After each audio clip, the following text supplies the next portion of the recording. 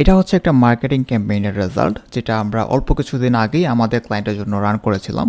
আমাদের ক্লায়েন্টের বাজেট ছিল $6, যেটা অনেক স্মল অ্যামাউন্ট, কিন্তু আমাদের টার্গেট ছিল এই $6 মধ্যেই কীভাবে সর্বোচ্চ রেজাল্ট আনা যায়। যদি আপনি অ্যামাউন্টের কথা চিন্তা করেন এটা অনেক কম, কিন্তু যদি আপনি কাস্টমারের কথা চিন্তা করেন এই নাম্বারটা অনেক বেশি। $6 স্পেন্ড করে 100 জন কাস্টমার আপনাকে নক দিয়েছে। তো কিভাবে হলো এত কম টাকায় এত ভালো রেজাল্ট? কি সেই নিনজা টেকনিক? চলুন জেনে নেই।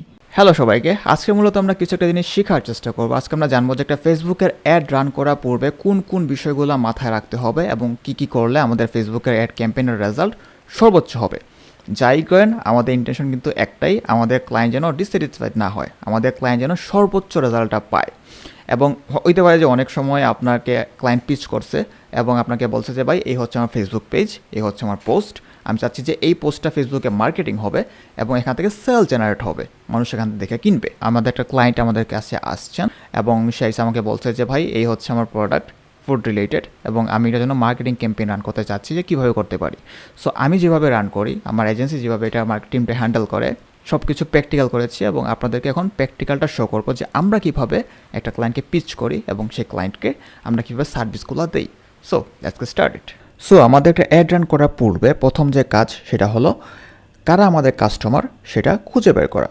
সো এক্ষেত্রে আমাদের নিশ যেহেতু ফুড রিলেটেড, যেহেতু আমার ক্লায়েন্ট আমাকে বলেছে তুমি ফুডের উপর একটা ক্যাম্পেইন রান করে দাও, সেহেতু আমার কাস্টমার বা আমি যাকে টার্গেট করছি তিনি হচ্ছেন একজন মহিলা। এবং কেন আমি ওনাকেই পিচ করেছি, কারণ হচ্ছে আমার মতে যিনি একজন মহিলা সে সবসময় হেলথ কেয়ার করতে পছন্দ করে। কেন? আপনি ধাপ পায় ধাপ বুঝে যাবেন, একটু ধৈর্য ধরে শুনতে থাকেন। আমি ডিফাইন করেছি যে এখানে আমাদের যিনি টার্গেট কাস্টমার তার বয়স 25 থেকে 34-এর আশেপাশে হইতে হবে এবং তিনি উরবান সিটিতে থাকতে হবে। আমাদের ক্লায়েন্ট যেহেতু বলে দিয়েছে যে উরবানের বাইরে যাইতে পারবে না, উরবানের ভিতরে আমাদের অ্যাড চলবে, সেহেতু আমরা উরবানের জন্যই ক্যাম্পেইন বানাবো। এবং আমি চাচ্ছি যিনি উরবানে থাকেন তিনি অবশ্যই এমপ্লয়েড হইতে হবেন এবং ফুল টাইম অথবা হাফ টাইম অথবা বাইরে কাজ করেন এমন একজনকে আমাদের দরকার। কারণ এমন একজনই বাইরে যদি থাকতে পারে তাহলে পসিবিলিটি আছে তিনি বাইরে থেকে অর্গানিক ফুডগুলো কিনে নিয়ে আসতে পারবেন।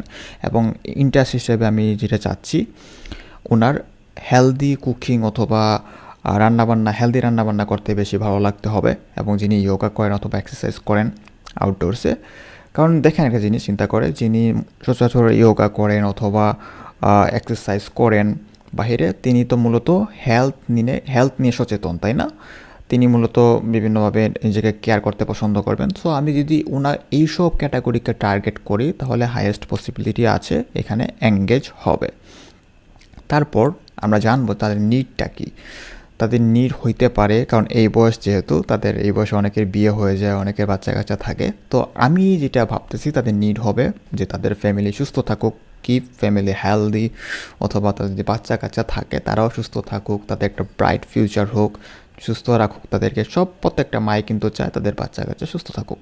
সো আমি ডিফাইন করতে পারছি খুব ইজিলি যে তাদের নিডটা আসলে কি হইতে পারে।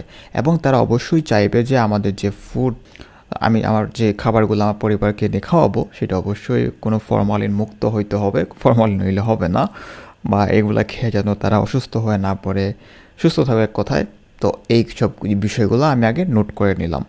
ফাইনাল যে পার্ট সেটা হচ্ছে মোটিভেশন। এই মোটিভেশনের মাধ্যমে কিন্তু আমরা আমাদের কাস্টমারের কাছে সেল নিয়ে যেতে পারবো। আমরা আমাদের ক্লায়েন্টকে অনেক মার্কেটিংস আইডিয়া দিই, তার মধ্যে একটা হচ্ছে আমরা বলি যে ভাই তুমি তোমার পেজটাকে এমনভাবে সাজাও যেন কাস্টমার আইসা উপকৃত হয়।